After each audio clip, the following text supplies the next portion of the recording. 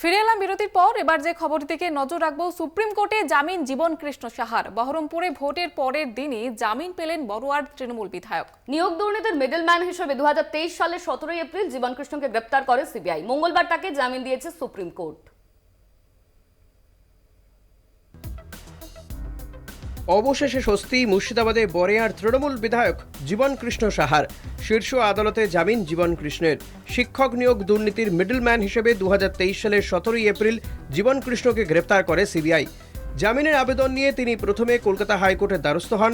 সেখানে জীবনের জামিনের আবেদন খারিজ হয়ে যায়।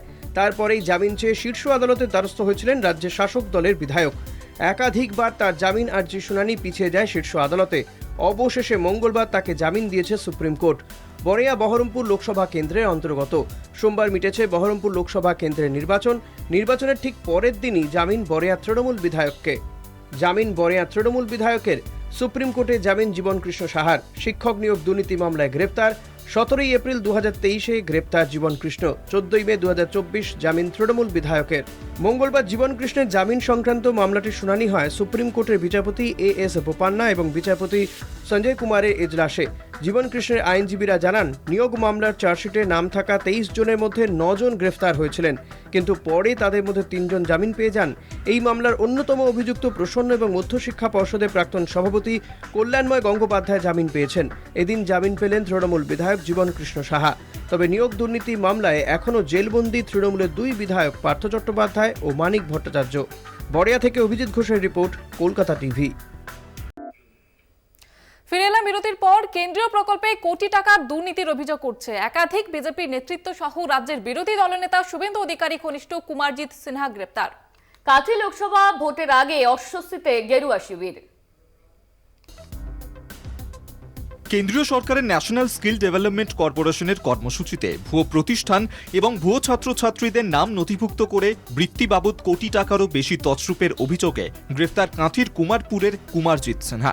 তাকে গ্রেফতার করেছে বিধাননগর কমিশনারেটের অধীন টেকনো সিটি থানার পুলিশ। সমাজ মাধ্যমে প্রধানমন্ত্রী মোদী থেকে শুভেন্দু অধিকারী, সৌমেন্দু অধিকারী সহ একাধিক বিজেপির শীর্ষ নেতার সঙ্গে ছবি পোস্ট করেছে কুমারজিৎ। সেই ছবির সত্যতা যাচাই করেনি কলকাতা টিভি। 26 এপ্রিল রাজ্যের কারিগরি শিক্ষা দফতরের ইন্ডাস্ট্রিয়াল ট্রেনিং বিভাগের জয়েন্ট ডিরেক্টর এবং joint apprenticeship adviser Subrata Das লিখিত অভিযোগ করেন টেকনো সিটি থানায়।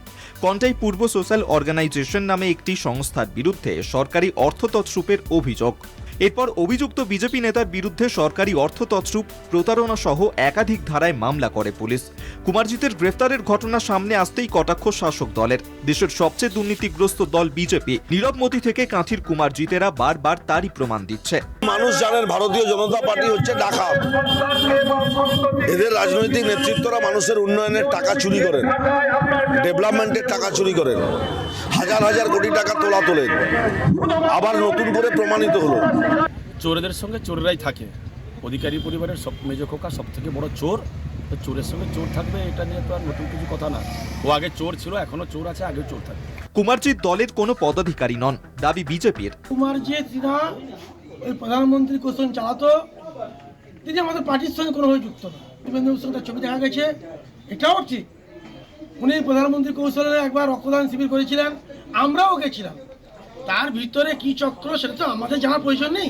লোকসভা ভোটের পঞ্চমীতে কাঁথিতে ভোট। তার আগে কুমারজিতের গ্রেফতারিতে কতটা চাপে পড়বে বিজেপি, সেটাই দেখার। কাঁথি থেকে সমীরণ সাউয়ের রিপোর্ট, কলকাতা টিভি।